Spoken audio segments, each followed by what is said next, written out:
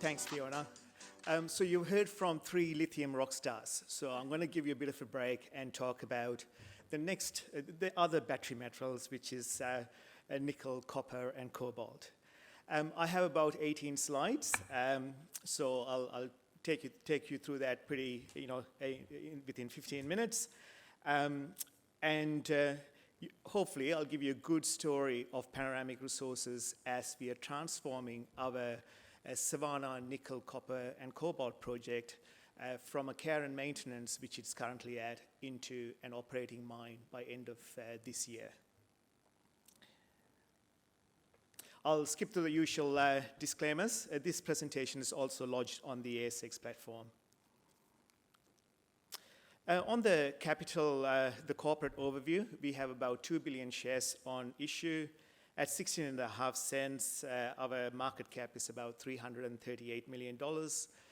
In March, at the end of March, we had $26 million in cash.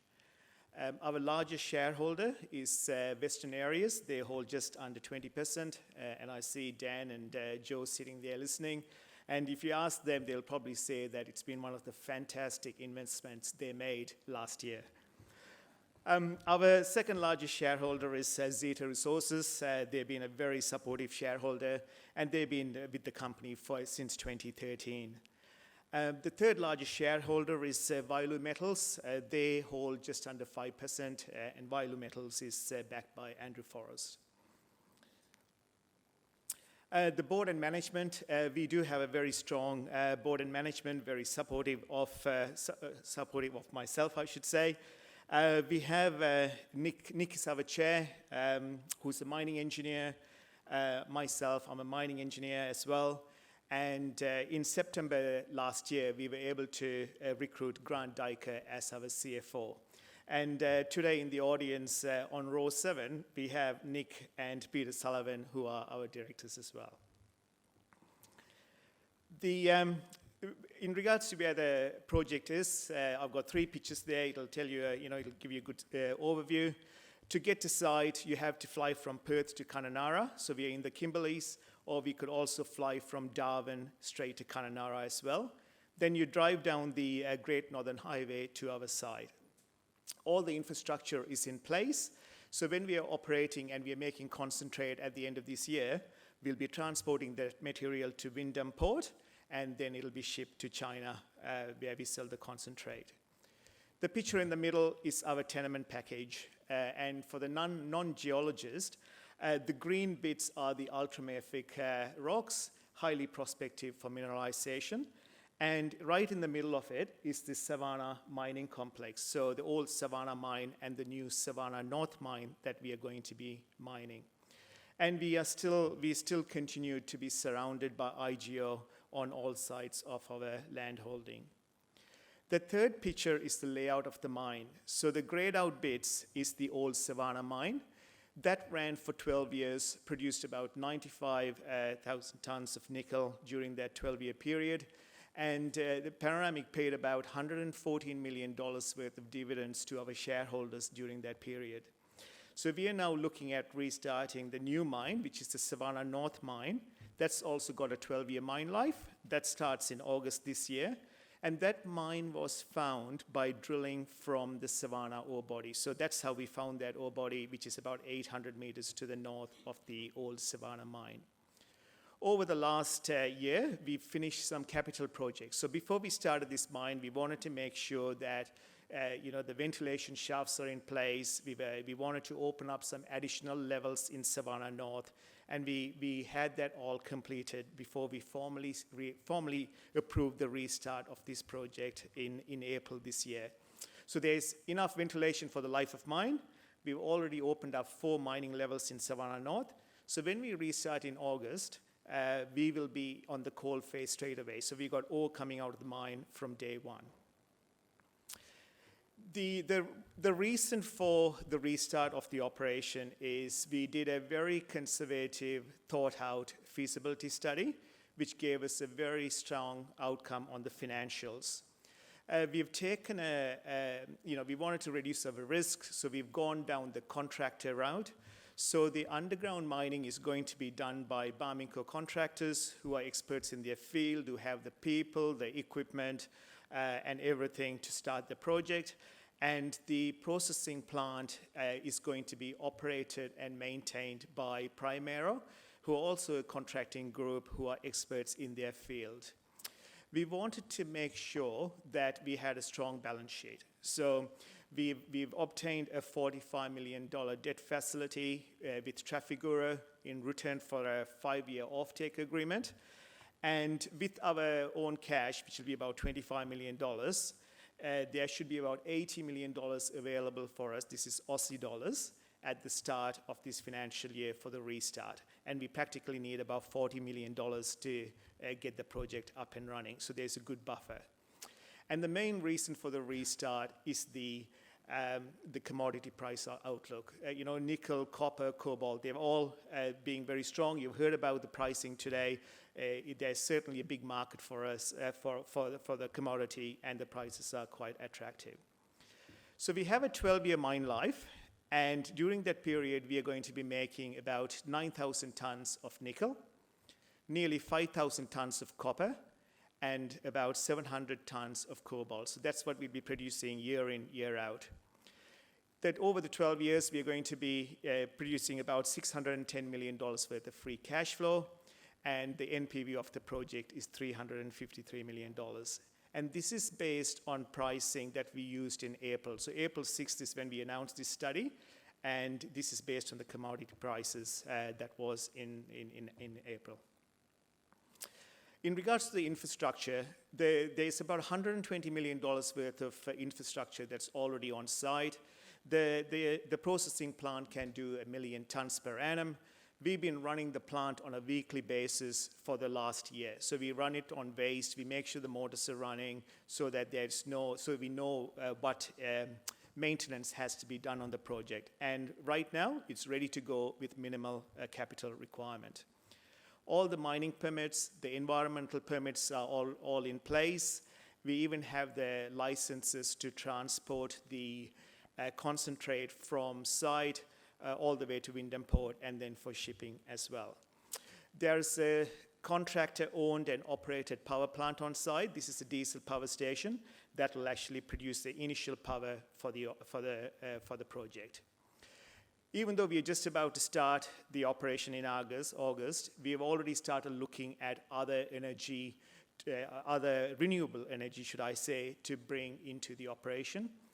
There is the Argyle power plant. It's a hydropower operation that's currently shut. The Argyle mine is shut. So there is plenty of hydropower available for us that we are looking at trying to get to our site. And as a second and third option, we are also looking at a solar farm as well as a wind turbine to produce, to give us the power to run the operation. Over two to 3 years, we should have renewable power on site. That's what we're working towards. When we do get that, that's actually a major step change for the operation, because the underground fleet becomes then electric fleet. We need less ventilation to run the mine, and less cooling as well. So there's a major step change that will happen over the period of time, so watch that space. In regards to the mining and the processing side, as I mentioned, it's a very conservative mine plan that we are running with. So when the old Savannah mine was running, and I'll give you one example, over 12 years, the dilution for the mine, this is the mining dilution, was about 12%. Whereas the plan that we put together, we've said it's about 22%. So we are taking a very slow and steady approach on it. Even though the mining starts in August, we are not planning to turn the processing plant for about 3 months after that. And the reason for that is to build a good stockpile, about 100,000 tons of ore for over 3 months, and then start the processing plant. And even though the processing plant can do 80,000 tons per month, we are only running it at half capacity for the first few months, and then we ramp up to 100% over a 9-month period. So it's a very conservative plan, and that's why you would see that in the first year, we are running at about 600,000 tons in that year instead of the 1 million tons that the plant can do. So this conservative mining approach, a slow ramp up of the processing plant, and a contractor cost model gives us attractive financials. So in April, when we put the feasibility study out, you could see that based on the commodity prices at that time, we are able to generate a cash flow of $610 million, and the NPV is 353. And if you look at last week's metal price, we are able to generate $820 million in free cash flow and $485 million worth of NPV. So we are definitely open to the, exposed to the nickel price, the copper price. We are unhedged, and if I did today's prices, it'll be more than the $820 million as well. So we are definitely in the right market at the moment. This graph here shows you what we are going to be producing. So we are going to be producing about 9,000 tons of nickel per annum, but the byproducts, the copper and cobalt, also add a lot of value for us. So if you convert the copper and cobalt into nickel equivalent, we are looking at about 14,000 tons of nickel coming out of the mine. That's the gold and orange line, so which is a significant amount from an operation. In regards to the timing pathway, at the moment, so the board approved the restart in April. We are finalizing contracts at the moment. We are recruiting at the moment, which is going really well. The contractors are doing their part in getting equipment to Perth. They should be operating on site in August. We should be processing in November, and our first shipment should be in December this year. So it's an exciting 6 months in front of us. Now let's look at the asset itself. So we have a nickel sulfide asset. Nickel sulfide assets are very difficult to find. When we compare our asset to other major producers, we are very similar. So when you look at nickel, copper, and cobalt converted into nickel equivalent grade, we compare quite strongly with Nova, IGO's Nova asset, as well as Western Area's Odysseus project. So we do have a very good asset.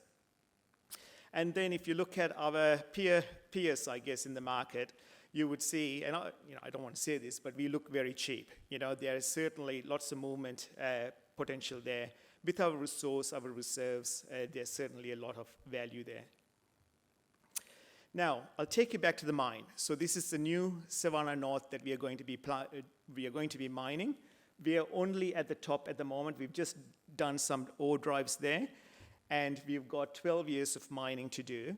The red ones is the reserves. The red bits are what we are going to mine. The yellow bits are the resource, which at the moment we are not planning to mine. The only reason we are not planning to mine that at the moment is the drill space in that area is bit spaced. It's widely spaced. We have to drill it and convert it. So if you have a look at the dark blue boxes in the middle, our conversion from resource to reserves is only about 53-55%, which is quite low. A normal average mine in WA would have about 70 to 80% conversion from resource to reserve.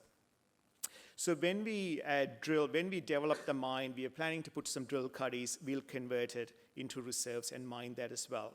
So that's why, even though we currently have a 12-year mine life, there's a good chance that we would be here for 20 plus years. So that's just around the red parts, the red and the yellow. The ore body is still open in all directions, right? So it's still open to the top, it's still open to the bottom, and we haven't done any drilling to find out what actually happens in that space. This is the plan view of the ore body. This is looking at it from the surface, from the sky. The reserve and the resource that you see is within that yellow border, the yellow square. We have previously drilled we've drilled past the yellow box, and you'll see that there's a few green circles. These are strong EM plates that were identified. We do need to drill them. We will find more resources there, which will also further extend the mine life. So, I tell our guys, let's start this project. It's a steady restart. because it's not a T20 IPL game that we are in. It's really a test match that's going to be here for generations to come. I'll skip through the market outlook because at the end of the day, everyone has heard, what the market's like. It's certainly strong for nickel, copper, cobalt, and lithium. The market side I will skip. Which brings me back to the value proposition for Panoramic. So we've spent about $120 million on site. The infrastructure is there. It's ready to go. We've got operating history behind us. The capital works for Savannah North is done. So when we restart, it could be restarted without any issues. August is the restart, and we'll be shipping in December. And after that, we should be generating cash. Balance sheet is strong with the offtake and financial packages we have in place. It's a 12-year mine life. On a conservative assumptions, we're going to be making $610 million with an NPV of 353, and the exploration potential is phenomenal. So I'll stop on that. I've run out of time. Thank you, Paydirt, for having me. I know they keep the nickel guys for the last, especially the best one, which happens to be me. So the market is closed. You can't buy any shares now. Plenty of time tomorrow. Go to town.